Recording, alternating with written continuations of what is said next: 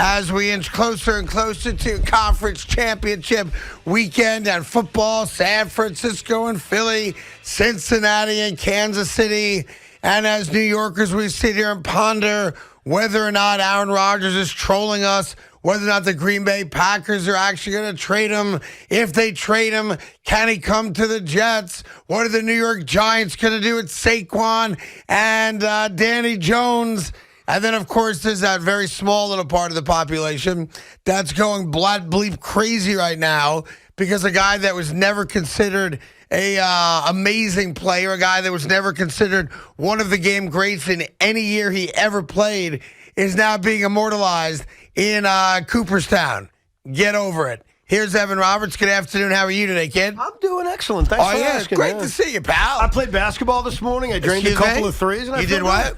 I hooped up this morning. You played basketball? That's right, yeah. Nice. What kind of league are you in? Not a league. It was just shooting hoops by myself. And then some guy joined me and said, do you mind if I shoot too? And I said, of course. Was there only one basket in the gym? There were 4 baskets. So he, so I get this right, because it's a pet peeve of mine. Of course. You're shooting by yourself, it sounds like. I was. At a basket. I was. There are other balls in the gym? Correct. There are other baskets in the gym? Correct. He asks if he can shoot on the same basket you're shooting at? That's correct. And he did that because the other people no gym integrity. Looked more athletic than me, and I think his thought was, let me hoop with the guy who there were other guys shooting at other hoops. So there was one person at each hoop, okay? All right. So he had a choice. Which hoop am I going to go to ask, can I shoot with? And he chose me, and quite frankly, he stereotyped me. Yes, he did. That's obnoxious. It's offensive. He said, that's the least athletic guy. I'm going to hoop with him. That's exactly what happened, and guess what I did? I Steph Curry'd his ass. I drilled a couple of threes. I went to the free throw line, calmly hit 7 of 10. Ben Simmons can learn a thing or two.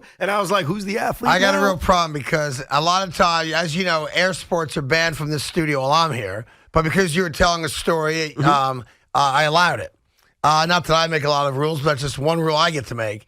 But you just did something that makes me question the entire story. What's that? Now, if I was going to tell a story about, can you hand me that basketball? The WFAN basketball? Can you reach it out? If I was going to tell a story about playing basketball this morning, and I was going to imitate the motion of making a basket, especially a three-pointer, I might come up like this and show the old, the limp wrist, follow through, the elbow up, the left hand to the side of the rock, and that looks like it might be a good shot. Okay. You didn't do that. That's right. I know. You just imitated a basketball shot as if you were, I don't know, Bob Cousy taking a set shot. Well, did you see that, Big Mac? Have you guys, and you definitely do, Craig, these guys that don't watch basketball. Have you ever seen Tyrese Halliburton take a shot? Yeah, I have. Have you ever seen even Emmanuel Quickly? It's not the prettiest. It is not the prettiest shot. So I would admit You're to right. you, It's like Craig, a Shaq free throw. I'll admit this to you. Is my shot pretty like my baseball swing? Not quite. Not quite. It's a broken shot, but guess what? Yeah. I was still drilling them. 7 out of 10. At the free throw line. I know. And you made a couple threes. Should have walked away the first time you made one and said, oh, no, I got to go. Because then your reputation will be like, hey, if that redhead ever comes back, he's going to be on my team. Yes. Anyhow, lots to do. It's funny, as we get ready for, the NFC and AFC championship games, I usually use that time for reflection. And I reflect back on my season as a Jet fan, and you Giant fans obviously should do the same thing. And Jet fans don't feel as good as Giant fans, obviously. But I ponder to myself, Evan, all right, I think we all are in agreement that throughout the season, with obviously a couple ebbs and flows, that these have been the 4 best teams in football. Can we more or less agree to that? I do agree with that, Okay. Yes. Yep. So what I try to do as a fan is imagine, from a Jet perspective, and Giant fans do the same thing right now, how far away am I? Now, it's a little bit easier for the Giants only because you just lost to one of those teams, and it wasn't competitive.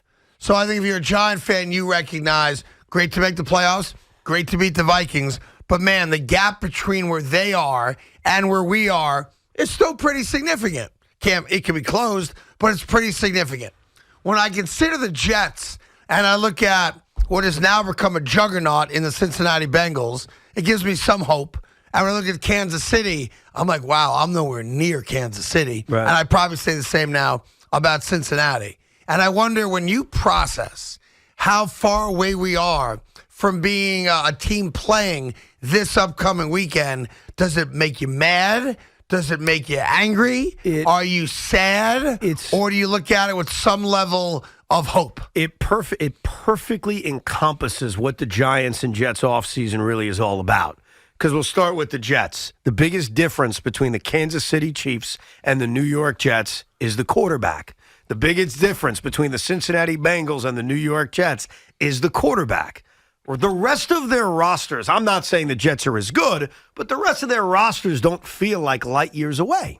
They just don't. Okay. Like, you could argue, hey, I'm not that far off, but it's the quarterback, stupid. And that's why this entire offseason with the Jets is about that one position. And how can you kind of narrow the gap? Because you're not getting Joe Burrow and you're not getting Patrick Mahomes. But you are, and you're able to get a quarterback that's significantly better than what you just watched, not just this year, but the last bunch of years. So it perfectly encompasses the need for the quarterback.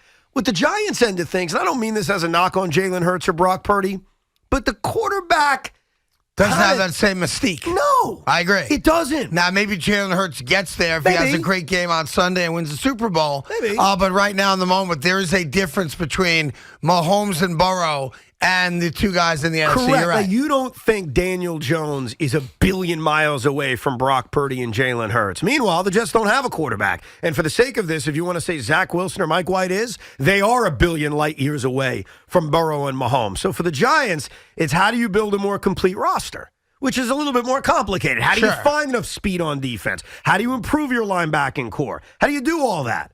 For the Jets, they need a bleeping quarterback. Yes. Yeah. Listen, if you want to compete with those monsters that we're going to watch on Sunday, and not only are they monsters, they're young monsters. They're not going anywhere.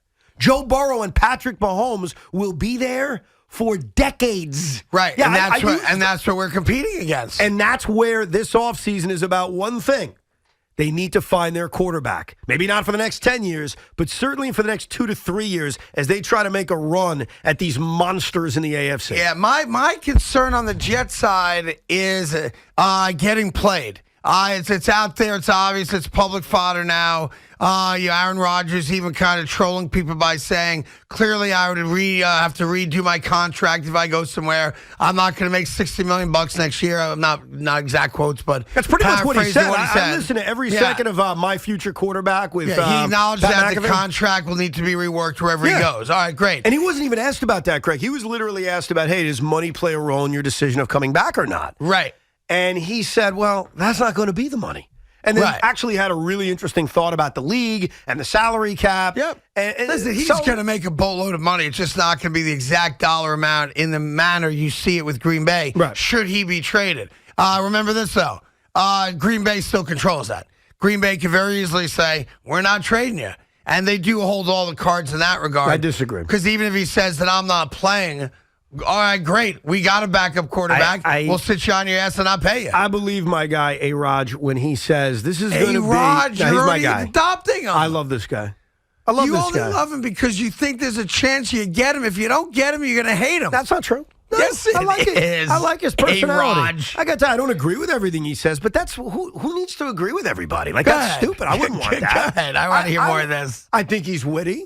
I think he's got a good perspective on life. I like the way he talked about growth mindset today. I just like A-Raj. I think he's a good dude. Growth mindset made you happy today? I like that. Yeah. Yeah, that's one of your little things, like a little bugaboo for you? No, I love it. Big fan of him. Yeah. So here's the bottom line about my guy. Well, look, you are selling out like I've never seen before. Sell out? I've always loved this guy. I wish I was here. Was I here? No. I wish I was here when you heard about the prospects of getting Durant. Oh, you must have been crazy. Kyrie's not that bad. maybe the earth is flat. But Aaron Rodgers and the Green Bay Packers are going to have a discussion. And if they're both on the same page, he's back and he's quarterbacking the Packers. That is on the table. And I can totally understand why they want to do that and why he would say, let's go. They both have to be on the same page. There's a possibility that Aaron doesn't like the plan that Goons has. There's a possibility that Goons says, look, Aaron, we love you. Yep. Nothing personal. We want to trade you. Yeah, they may say it's time to see love. Yes. They could say And that it's time theoretically and get first-round draft picks. Right. It's time to move on Right. at some point. And Aaron, which is part of why he's such a good dude, was like, I get that, man. I'm not going to take that personal.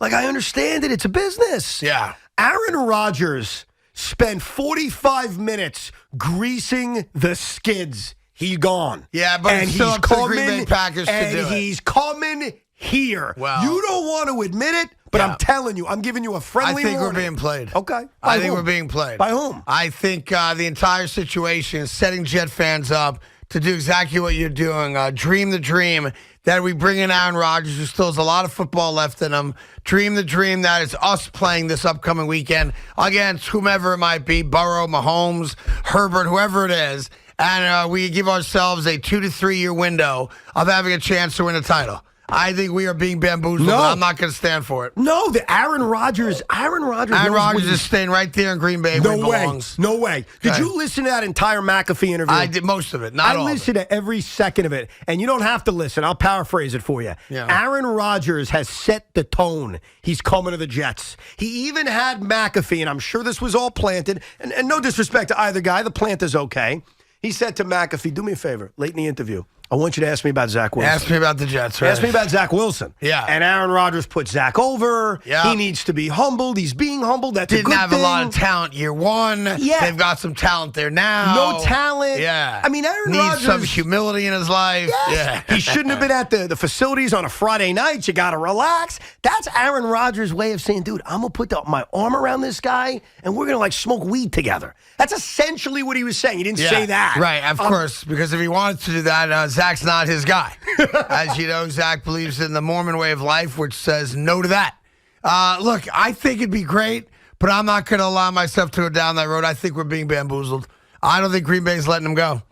I think Green Bay, especially if you're LaFleur, you want to hold on to your cash cow right there because it gives you the best chance for you to win. This is a really... And that's no knock on love. I don't think love's any good. This is really complicated because you're right about one thing. I don't know how to be in this position. I know that selfishly 4 months ago, I was crying about the idea of losing Jacob deGrom. And with all due respect to Jacob deGrom, he's not Aaron Rodgers.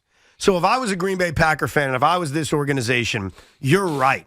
I wouldn't care about his age. I wouldn't care about first-round picks. I wouldn't even care about Jordan Love. I'd want to have my arms around Aaron Rodgers as long as possible. I'd want him to finish his career with my team, and I would try to maximize the window I have with him. So personally, that's what I would do, but I'm not sure that's what they're going to do. And that's the difference. Yes. This is a franchise who could say, we did invest a premium pick on a young quarterback. This is a franchise who's gone younger the last few years. That's just the reality. This is a franchise who could say, you know what? If we can get a couple of first-round picks for a 39-year-old, let's do it because we don't think we're ever going to win again with him. Right. So let's move on. Yeah. Let's give him what he wants. We'll honor him down the road. He's a legend in Packer history. We all know he's better than Brett Favre.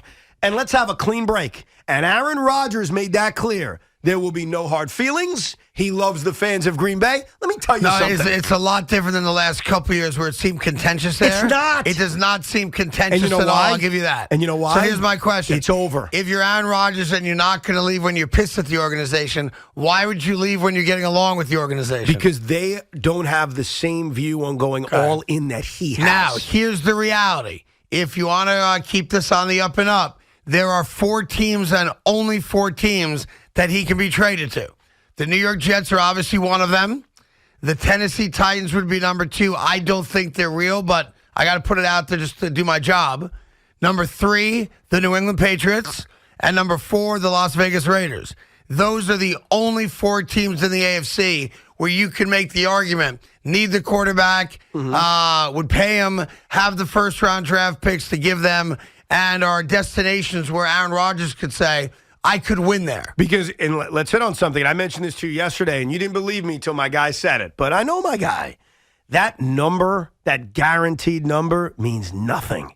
He has all the power because his decision to restructure his contract, That's what's going to make Plus, this the work cap is a little cap-wise. fugazi anyway. It's a fake cap. Yeah, like the Rams ended the season above the cap. Look, how's that possible? Because you could finagle the cap however you want. It's Right. how some Right. billionaires in this country pay nothing in taxes. Yeah. They're not necessarily cheating. They're finagling the rules. Right. Right? It's nothing necessarily wrong with that, even though, whatever. That's what the NFL teams do. So Aaron has the power to say, I'm sorry. I appreciate it. I'm not renegotiating to go to New England. You think I want to work for that guy? And let me tell you something. Belichick is not a Rodgers guy. Just saying. I mean, you got to put them on. They just signed O'Brien back to be offensive coordinator. Sure. Belichick still carries a lot of weight with guys in this league. I don't think Tennessee's the answer, but I do think you have to consider the Raiders. Devontae's there. McDaniels is there. They do have talent there. They never lived up to it, but that's it. If he's going to leave Green Bay, he's going to one of those 4 franchises based on the report that they will only trade him into the AFC. Mm-hmm. They will not trade him into the NFC, which I accept. I buy that. I think that's a fair Makes sense compromise. to me. We will give you what you want. Now, but we're not doing it in the NFC. I eliminated Miami not because 2 is there, but because they don't have a first-round draft pick to trade. And I think Tom Brady's going there. There is a report out there, maybe I started it, that he was looking at a private school for his kids down in Miami yesterday. Craig, could you imagine the AFC East with Josh Allen, Tom Brady, and Aaron Rodgers, and then little cute Mac Jones? Yeah, it'd be awesome. It'd be awesome. It'd be everything what people thought the AFC West was going to be this year, right? That's true. Listen, we got lots to do. Live at Jets. We got Giants. We'll do the Major League Baseball Hall of Fame stuff a little bit later on today because I know here in New York, a baseball town, it brings up bad memories. It brings not memories, but bad reality. How did Scott Rowland get in and Don Mattingly's still not in? Don Mattingly? How did Scott Rowland get in and Keith Hernandez didn't get in? First of all, Mattingly... How did Scott Rowland get in and Thurman Munson's not in? Those guys weren't on the ballot. I'm just giving you examples of people, they go, ooh. Yeah, but that's ridiculous. They're not on the ballot. And by the way, how did Frankie Rodriguez get any votes? What? Yeah, well, Houston Street got a vote, and Craig's never heard of him. He thinks he's a subway stop. It's Houston. Let's get it right. Come.